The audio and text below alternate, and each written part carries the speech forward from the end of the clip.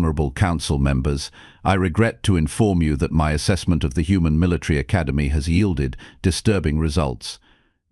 What I initially assumed would be a straightforward evaluation of primitive warfare tactics has instead become a testament to the absolute madness that defines the human species. I have successfully infiltrated the Terra Nova Military Academy using our standard biomimetic disguise technology. The humans know me as Lieutenant Marcus Webb, a transfer student from their Canadian Armed Forces. The irony is not lost on me that they named their academy after a new Earth when they have already managed to nearly destroy their original one through various creative means. Day one of my infiltration began at what humans call 500 hours. Apparently they have decided that the optimal time for military training is when any reasonable species would still be in deep sleep cycles. The human instructor, Sergeant Elena Voss, appeared to have been constructed entirely from compressed anger and caffeine. She stood before our formation of 23 cadets and announced that we were about to begin something called Hell Week. I must pause here to note that humans have a peculiar habit of naming their training exercises after locations from their religious mythology. They seem to find great pleasure in referencing eternal torment when describing routine activities. This should have been my first warning. "Listen up, maggots," Sergeant Voss bellowed, her voice carrying the subtlety of a plasma cannon. "For the next 7 days you will eat, sleep and breathe military excellence. You will push yourselves beyond your limits. You will discover what it truly means to be a soldier."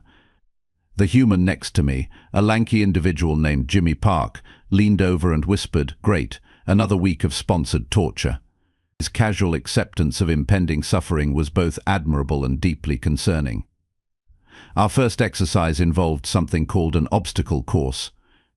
I had reviewed the Academy's public documentation and expected a series of simple barriers designed to test basic physical coordination.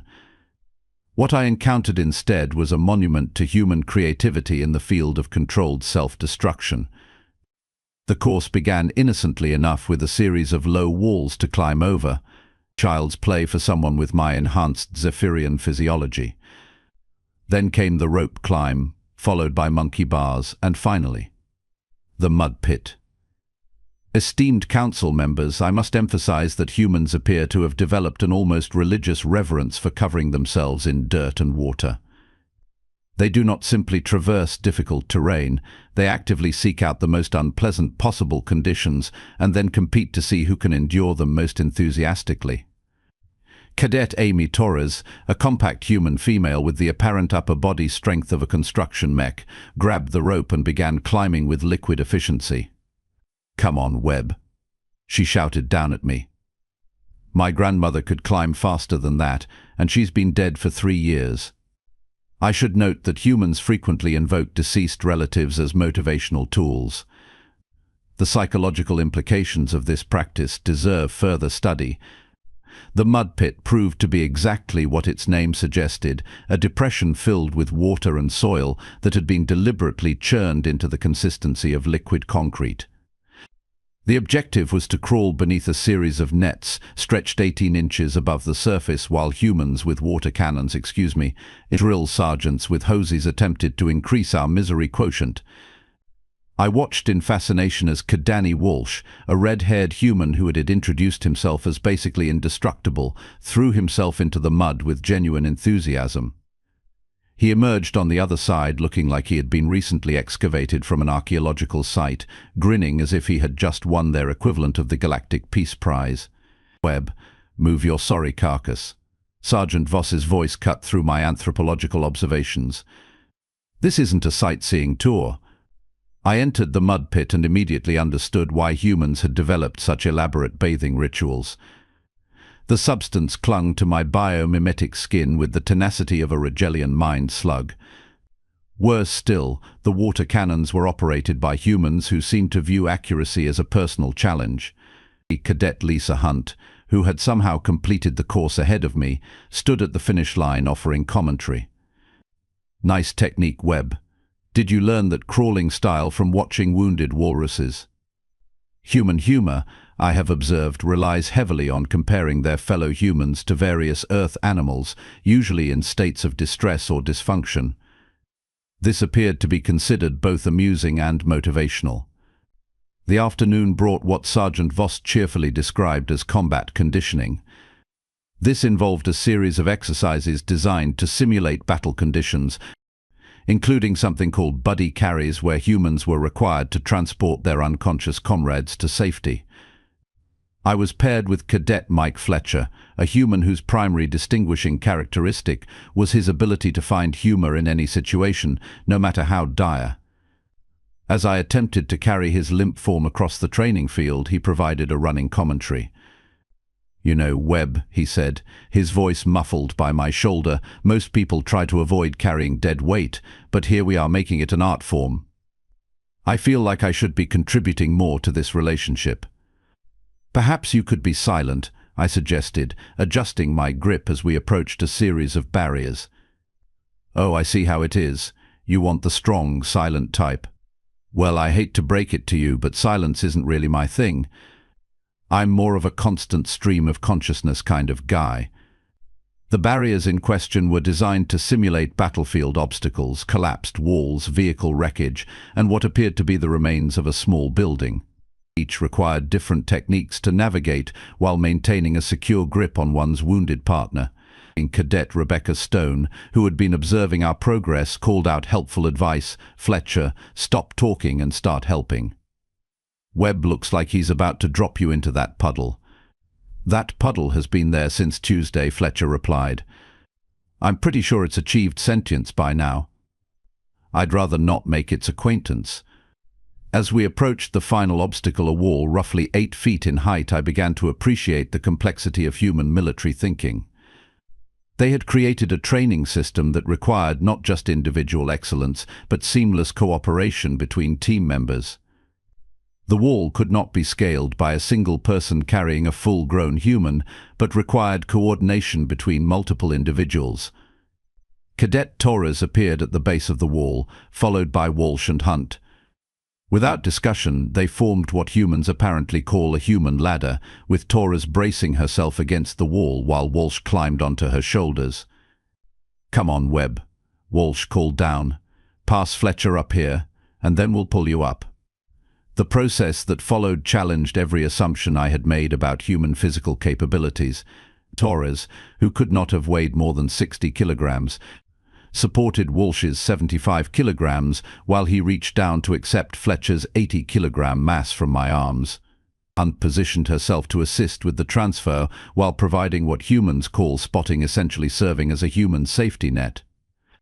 "This is either going to work perfectly," Fletcher observed as he was hauled upward, "or we're all going to end up in a very painful pile at the bottom of this wall." The maneuver succeeded, and I found myself being pulled upward by multiple pairs of hands. The coordinated effort required split-second timing and absolute trust between individuals who had known each other for less than a week. Once we had all reached the top of the wall, Sergeant Voss approached with what I was beginning to recognize as her teaching moment expression. "Outstanding work, people," she announced. "You've just demonstrated why individual strength means nothing without teamwork. In real combat, you'll depend on each other for survival. The soldier next to you isn't just your comrade, they're your lifeline." The evening brought another uniquely human institution, the mess hall. I had expected military nutrition to consist of basic sustenance designed for optimal efficiency. Instead, I found myself facing what appeared to be a social experiment in controlled food distribution. The human military, in their infinite wisdom, had decided that meals should be served in a large communal space where soldiers could interact freely while consuming their rations. The result was a cacophony of conversation, laughter, and good-natured complaints about the quality of the food. Cadet Park, who had claimed the seat across from me, examined his tray with scientific interest. "You know," he said, poking at what the serving staff had identified as meatloaf, "I'm starting to think the real combat training is just trying to digest this stuff." "Hey, don't knock the mystery meat," Torres replied from her position 2 seats down. "It's got character, probably several different kinds of character from multiple species. I heard, Walsh added conspiratorially, that they used the leftover meatloaf as building material for the obstacle course. That's why those walls are so sturdy. Aunt, who had been quietly consuming her meal, looked up with a grin. That would explain why the obstacles seem to be getting tougher every week. They're evolving.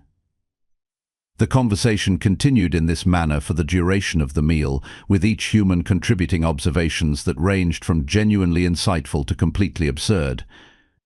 I began to understand that these interactions served a purpose beyond simple nutrition. They were building the social bonds that would prove crucial in actual combat situations. Following dinner, we were assigned to barracks duty, which involved the maintenance and organization of our living quarters.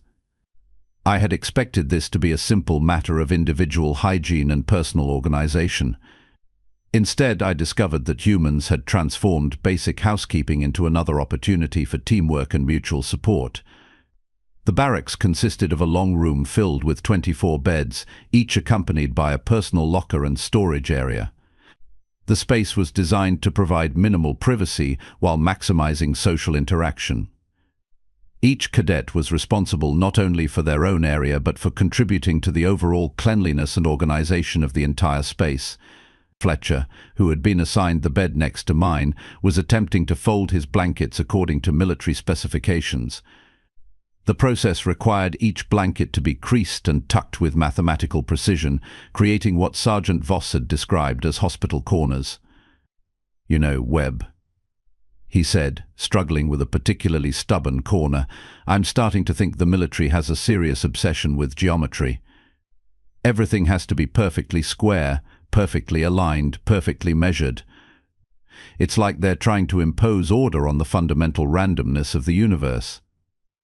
Perhaps, I suggested, the precision serves a practical purpose. In combat situations, attention to detail could mean the difference between life and death. Or Torres interjected from across the aisle, "They just like watching us struggle with impossible tasks." "It builds character, right? That's what they always say when they make us do something completely ridiculous." Stone, who was sitting on her perfectly made bed, looked up from the letter she was writing. "My dad always said that military training is 10% skill building and 90% psychological conditioning. They're not just teaching us to fight, they're teaching us to think like soldiers.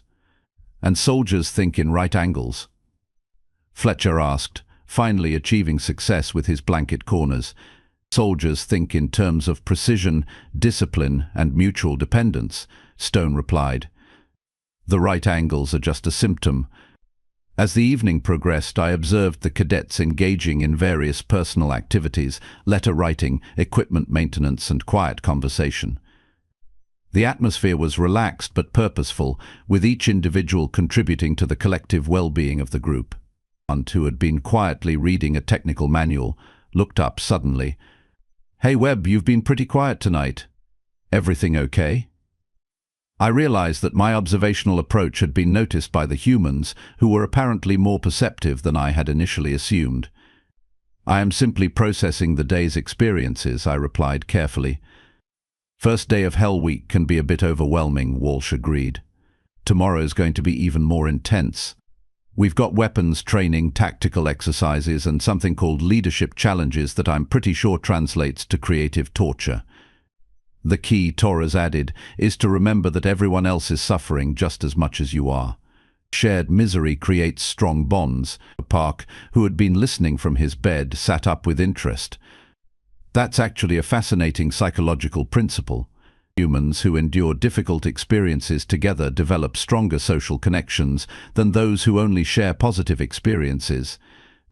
Plus, Fletcher added with a grin, "It's a lot more fun to complain about horrible experiences than to brag about easy ones."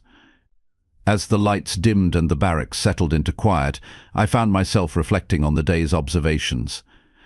The Human Military Academy was not simply a training facility for combat skills, it was a comprehensive system for transforming individual humans into a cohesive fighting force. The physical challenges were designed to push each cadet beyond their perceived limitations while simultaneously requiring them to depend on their teammates for success. The social structure of the barracks fostered communication and mutual support. Even the seemingly arbitrary rules about blanket folding served to instill discipline and attention to detail. Most concerning of all, the humans seemed to genuinely enjoy the process. They approached each impossible challenge with a combination of determination and humor that suggested they viewed difficulty as an opportunity rather than an obstacle. Tomorrow would bring new challenges, and I would continue my observations.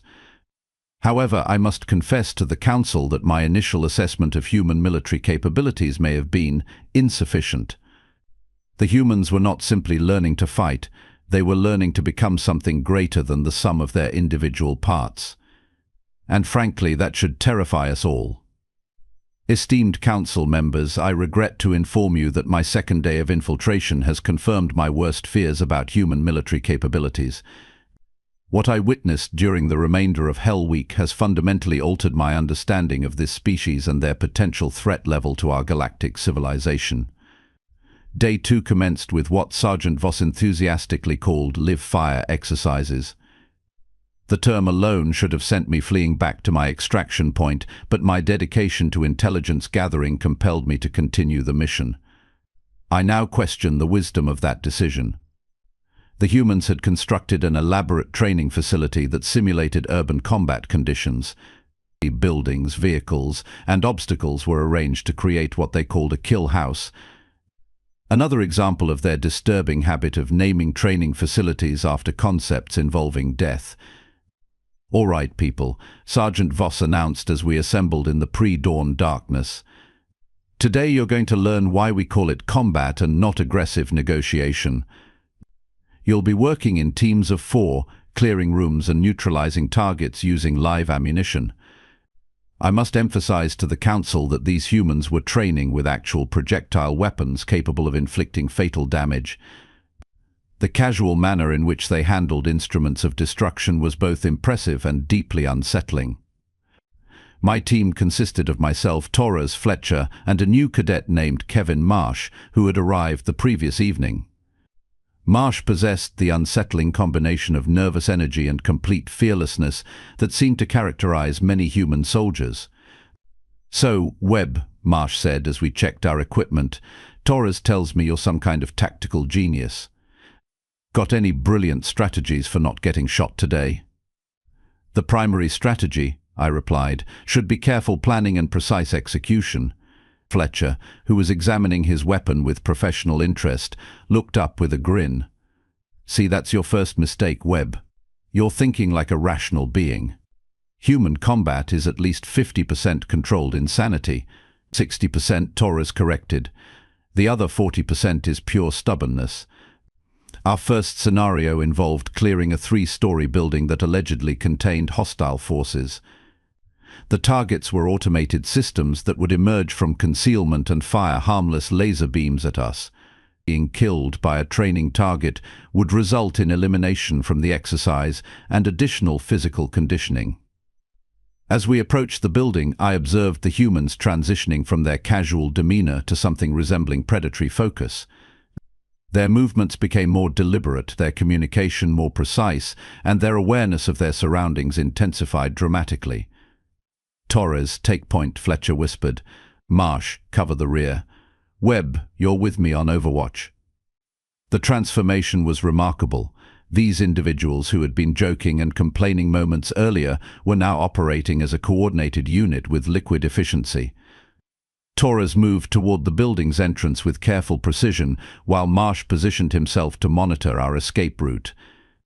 "Remember," Torres said softly, "we go in fast, clear each room systematically, and watch each other's backs. The targets are programmed to be tricky, so expect surprises." The building's interior was a maze of corridors, doorways, and potential ambush points.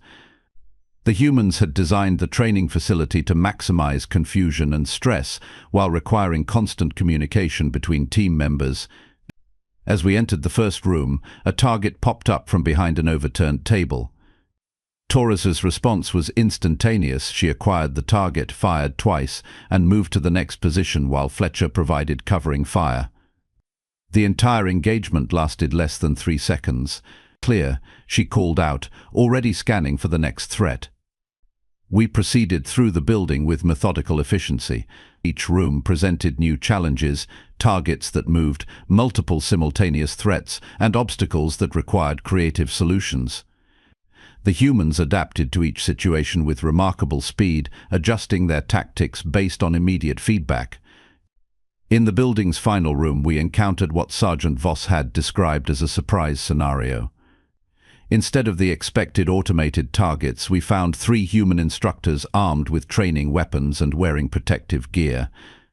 "Congratulations, cadets," announced Staff Sergeant Maria Santos, emerging from behind a barricade. "You've just encountered live opponents. Your mission parameters have changed." The instructors began moving with professional competence, forcing us to adapt our tactics in real time. Unlike the predictable automated targets, these humans employed deception, misdirection, and complex maneuvers that required us to think several steps ahead. Fletcher, who had been positioned near the room's entrance, found himself facing Staff Sergeant David Kim in what appeared to be a tactical chess match. Each combatant attempted to predict and counter the other's movements, while maintaining awareness of the broader engagement. "This is what actual combat looks like," Kim called out as he maneuvered for position. "Your enemy isn't going to follow a script or emerge from predetermined locations. They're going to try to kill you using every advantage they can create."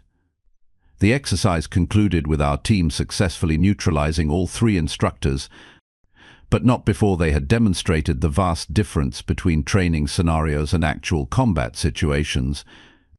The humans had created a system that could adapt and escalate in complexity, preparing their soldiers for increasingly sophisticated challenges.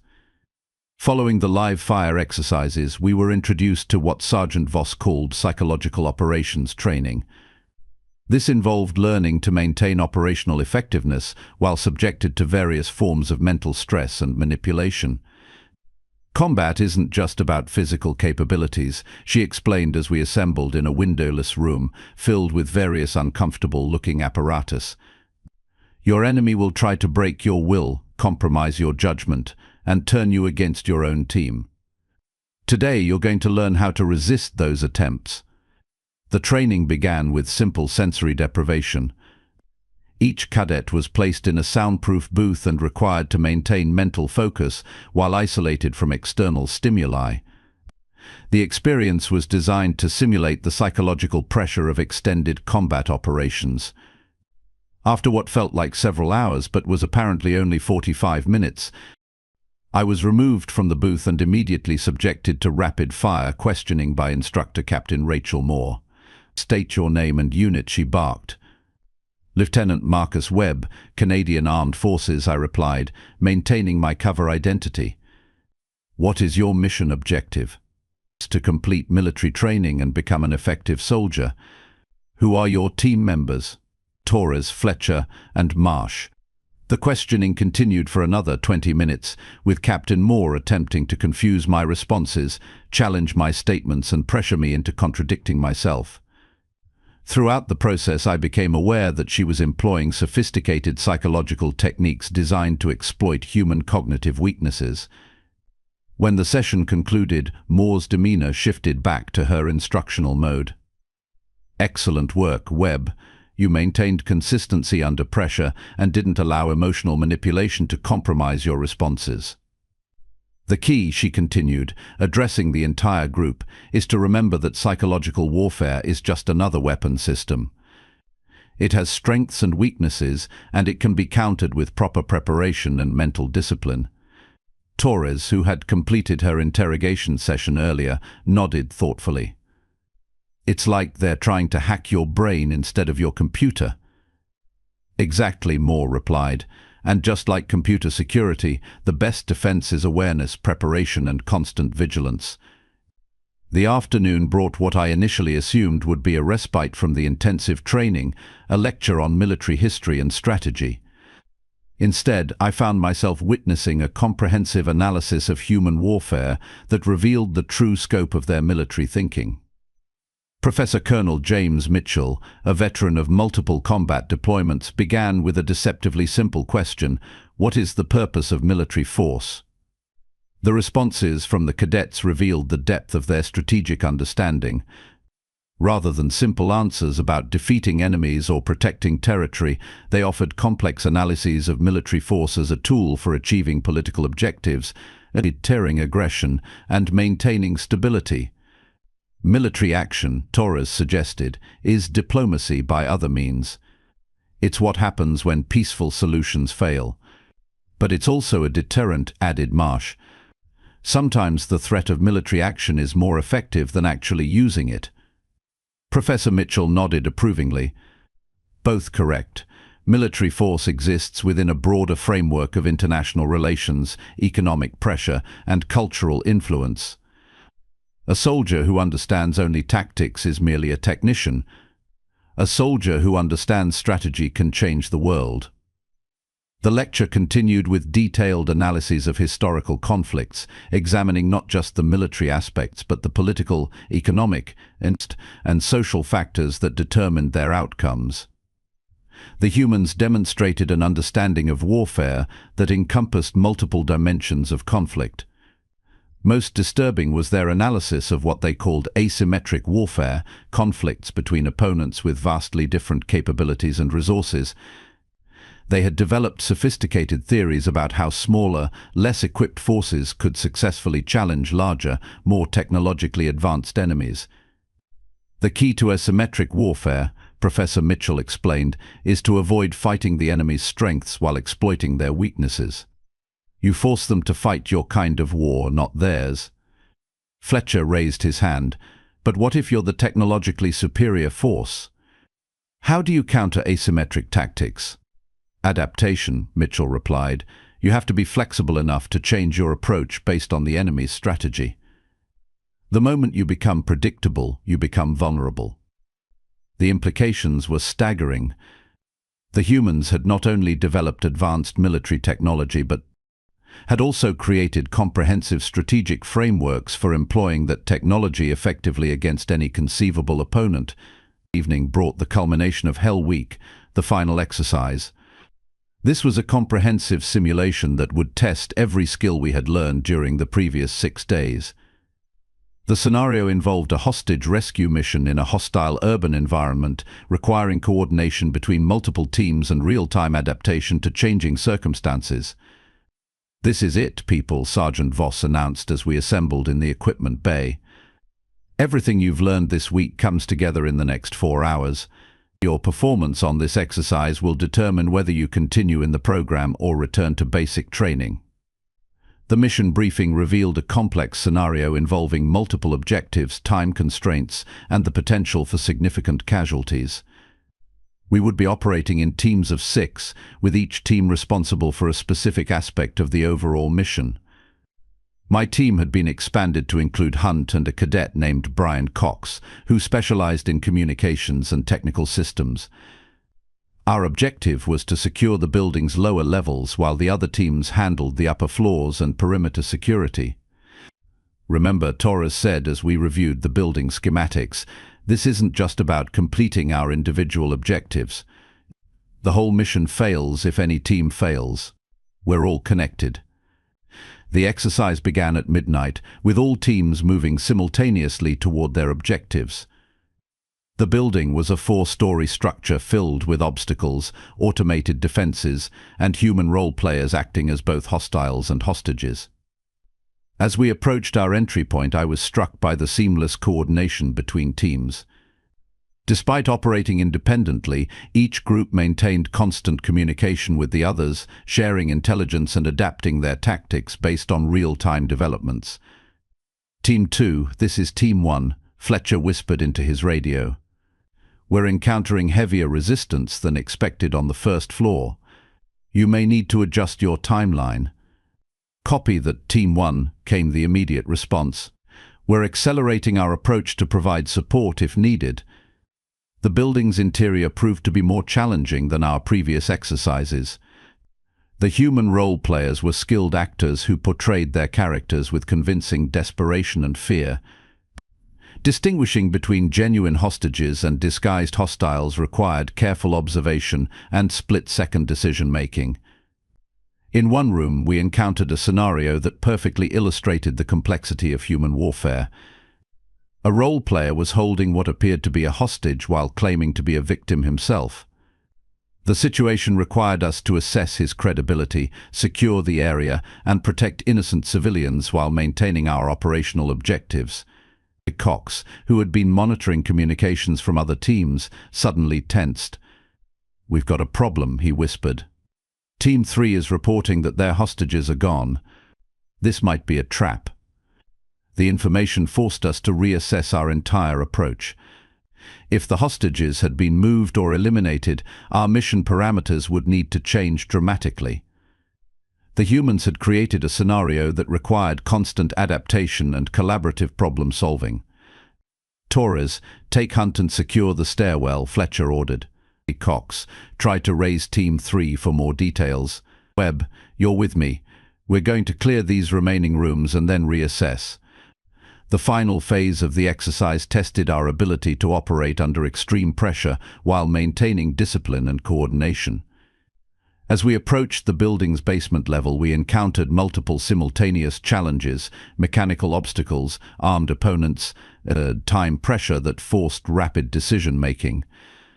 The basement contained what appeared to be the hostages we were supposed to rescue.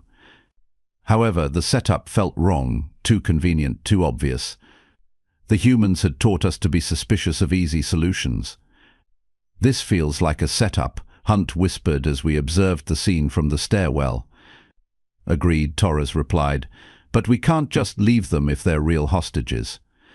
The solution required a coordinated approach that demonstrated everything we had learned about teamwork, tactical thinking, and risk assessment. We created a plan that allowed us to attempt the rescue while maintaining security and escape routes. As we executed the plan, I realized that the exercise was testing more than just our military skills.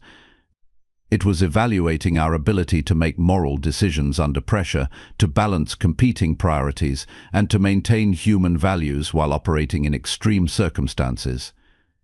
The hostages proved to be genuine, but the rescue required us to neutralize several hidden opponents and overcome technical obstacles that pushed our capabilities to their limits. The successful completion of the mission required contributions from every team member and seamless coordination with the other teams. When the exercise concluded, Sergeant Voss assembled all the cadets for a comprehensive debrief. Her expression was more serious than I had seen during the entire week. "Congratulations," she said simply. "You have successfully completed Hell Week. More importantly, you have demonstrated that you understand what it means to be soldiers." She paused, looking at each cadet individually. "Military training isn't about creating killers or teaching violence. It's about preparing people to make impossible decisions under unimaginable pressure while maintaining their humanity and protecting others."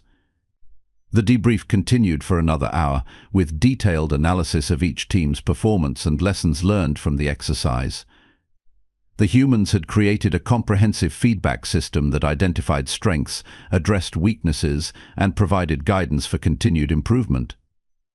As the week concluded, I found myself reflecting on what I had observed. The Human Military Academy was not simply a training facility, it was a comprehensive system for transforming individuals into something greater than themselves. The humans had created a culture that valued both individual excellence and collective success. They had developed training methods that pushed people beyond their perceived limitations while teaching them to depend on others. Most significantly, they had instilled a moral framework that emphasized the protection of others over personal survival. Honorable Council members, I must conclude this report with a fundamental reassessment of human military capabilities. These beings are not the primitive, individualistic warriors we had assumed. They are sophisticated, adaptable, and collectively oriented in ways that make them formidable opponents. Their military training system produces soldiers who can think strategically, adapt tactically, and operate effectively under extreme stress. More concerning, they have developed a culture that views difficulty as an opportunity and treats impossible challenges as routine obstacles to overcome. The humans possess something that our advanced technology cannot replicate. the ability to transform ordinary individuals into extraordinary teams through shared adversity and mutual support. They have weaponized their own capacity for growth and adaptation. My recommendation to the Council is immediate and unequivocal. We must reconsider any plans for conflict with the human species. They are not the easy conquest we had anticipated. They are a civilization that has turned the very concept of military training into a system for creating better people. The humans are not just learning to fight. They are learning to become unstoppable. I respectfully submit this report and await your guidance on how to proceed with this concerning intelligence. Commander Vorth 9, Stellar Reconnaissance Fleet,